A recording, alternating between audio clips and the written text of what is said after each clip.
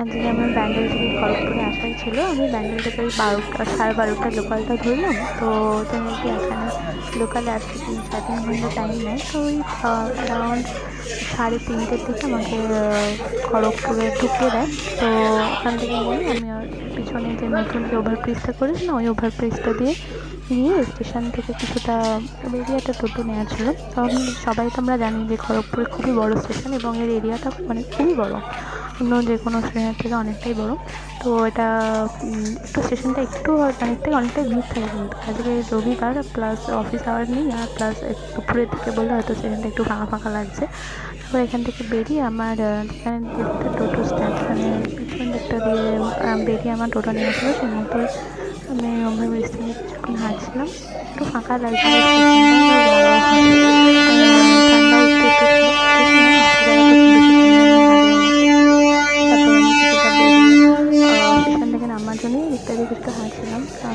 তো ওখানে কিছুটা হাঁটার পর একটা টোটো নিয়ে আমার সামনে একটা কৌশল্যা মোড় বলে এখানে একটা মোড় আছে। স্টেশন থেকে খুব বেশি হলে 20 মিনিট লাগে, বা তাও লাগে না।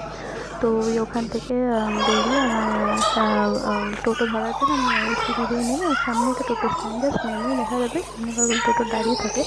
তো সেখান থেকে আমাদের টোটো নিয়ে স্টেশনে ওই কৌশলে যাওয়া ছিল, ওখান থেকে তো সেন্টার ছিল, সেখানে আমার ছোটোখাটো কিছু কেনার ছিল।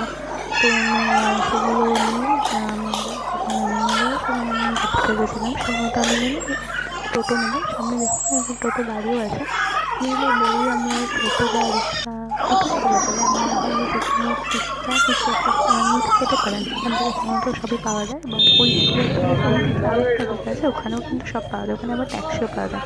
এখানে ট্যাক্সিগুলো দাঁড়ায় না, এখানে টোটোই দাঁড়ায়। তো আমি একটা টোটোতে আমি বসেছিলাম, একটু দুপুরবেলা বলে একটু ফাঁকা ফাঁকা ছিল। তো তেমন কোনো লোক ছিল না, যে কারণে এখানে ওয়েট করতে হয়েছিল। আর আমি কিছুক্ষণ ওয়েট করার পরে আমি টোটো পেয়েও যাই। টোটোতে কিছুক্ষণ বসার পরে আমি এখান থেকে কৌশলার দিকে রওনা হই। এই খড়গপুরের যে রেলের যে এরিয়াটা কিন্তু ভীষণ বড় এরিয়া। এখান থেকে বেরোতে, এই রেলের এরিয়া থেকে বেরোতে কিন্তু 10 মিনিট টাইম লেগে যায়। চারিদিকে কিন্তু দেখা যাচ্ছে এগুলো সবই কিন্তু রেল কলোনি, রেলের এগুলো সবই রেলের নিজস্ব প্রপার্টি। এর মধ্যে এই যে রেলের কোয়ার্টারগুলো আছে, কোয়ার্টারগুলো এর মধ্যে আছে, এর মধ্যে কিন্তু একটা স্কুলও আছে, স্কুল সবই এর মধ্যে এদের মধ্যেই পড়ে। তো এখান থেকে আপনারা এদিক থেকে আপনারা টোটো বা রিক্সার আকাশে পেতে পারেন। আমাদের টোটো নিয়ে এখান থেকে বেরোলাম। এখান থেকে প্রায় ওই কতক্ষণ টাইম লাগবে, অ্যারাউন্ড 15 মিনিটের মধ্যে আমি এখান থেকে বেরিয়ে এখানে একটা যেখানে আমার যাওয়া ছিল ঘোষারামন, আমি সেখানে পৌঁছে যাই। ওখানে বেরিয়ে আমার কিছু টুকটাক কিছু জিনিস অ্যাকচুয়ালি কেনার ছিল। আমি যেখানে যাবো সেখানে এগুলো আসলে অ্যাভেলেবেল নয়। খড়গপুর কিন্তু স্টেশনের কাছের মার্কেটটাই ভালো, স্টেশনের কাছের মার্কেটটা, ওদিকে যেখানে খড়গপুর আইআইটি ওইখানটাই একটু মার্কেটটা একটু ভালো, ভেতর দিয়ে কিন্তু এত কিছু একদমই পাওয়া একদমই যায় না। তো যখনই খড়গপুর স্টেশনে আসি তখন এগুলো কিনে নিই। তাই জন্য আমি স্টেশন থেকে এসে কৌশলের মোড়ে একটা স্পেন্সার্সের শপ আছে, আমরা সবাই জানি স্পেন্সার্সের জিনিস খুব ভালো হয় এবং এদের কালেকশন মানে স্টক খুব ভালো থাকে, এখানে যে সব কিছু পেয়ে যাই। এটা কিন্তু আমি রেলের কলোনি থেকে বেরিয়ে গেছি। এখান থেকে মোড়টা গিয়ে সামনে কিছুক্ষণ 10 মিনিট মতো গেলে দোকানটা দেখতে পাওয়া যায়। তো সেই মতো আমি যাচ্ছিলাম ওখানে, সামনে আর কিছুক্ষণ জাস্ট 5-7 মিনিট হয়তো টাইম লাগবে, তখন আমাদের স্পেন্সার্সে নেমে যাবো। ওখানে সামনে থেকে আমার আবার ব্যাগ ধরে আবার যেতে হবে ওর থেকে, একটা লম্বা ব্যাগ নিয়ে যখন নিতে হয়। যাই হোক সেই মতো আমি যাই, গিয়ে আর যখন এরকম অ্যারাউন্ড 3:30 নেমেছি, মোটামুটি 4:10-15 মধ্যে আমি স্পেন্সার্স ঢুকে গেছি। ওখান থেকে আমি স্পেন্সার্স থেকে কিছু জিনিস, আমার টুকটাক কিছু গ্রসারি জিনিসই নেওয়া ছিল, যদিও বেশি কিছু আমার নেওয়া ছিল না।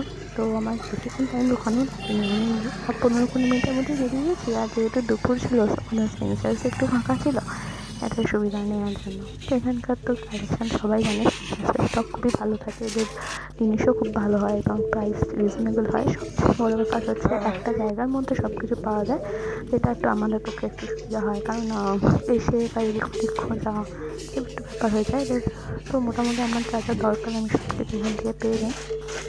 তো 30,000 কেনার ছিল। আমি এখান থেকে কিনে অ্যারাউন্ড 20-25 মিনিট লাগেনি, এবং ফাঁকা ছিল বলে তাড়াতাড়ি বিলও তাড়াতাড়ি হয়ে যায়। কোনোরকম কোনো সমস্যা তো আমার হয়নি। এবং যারা খড়গপুরের কাছাকাছি থাকে তারা তো জানেই, তারা তো এখানেই আসে, কারণ এটা ছাড়া আর কোনো শপ মানে যেখানে আপনারা একই জায়গায় সব কিছু পেতে পারেন সেরকম শপ কিন্তু আর নেই, তো নিয়ে আসতে হবে। এখানে একটু ভেজিটেবল সেকশন ছিল, এটা ওদের ফ্রোজেন সেকশন, দুধ এসব পাওয়া যায়। আমাকে ভেজিটেবলসও নেওয়া ছিল, তো সেই মতো আমি নিয়ে 25 মিনিটে বেরিয়ে যাই। তার পেন্সাসের পাশেই কিন্তু একটা এই রোল ম্যানশন আছে। রোল ম্যানশনটা খুব ভালো। এই খড়গপুরের আশেপাশে যারা থাকে তারা নিশ্চয়ই এটা জানে, কারণ রোল খেতে হলে কিন্তু এখানেই অনেকেই আসেন। এখানটা একটু গিয়েছিলাম, একটু অন্যরকম টেস্ট, ভালো পিস করে আমার তো বেশি ভালো লাগে।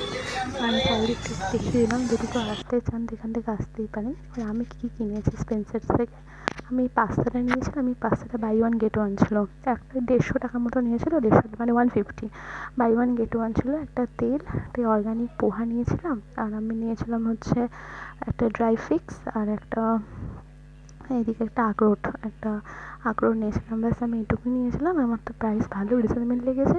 পাস্তা আমার একটাই নেওয়ার ছিল, বাই ওয়ান গেট ওয়ান বলে জাস্ট একটা নিতে হয়েছে, দুটো মিলিয়ে 150-র মধ্যে হয়ে গেছে। আচ্ছা, এই চ্যানেলটা ভালো লেগে থাকে সাবস্ক্রাইব করে দেবেন। সবাই ভালো থাকবেন। আজকের মতো good night, tata, bye bye. আবার কোনো পরের ভিডিও নিয়ে আবার দেখা হবে।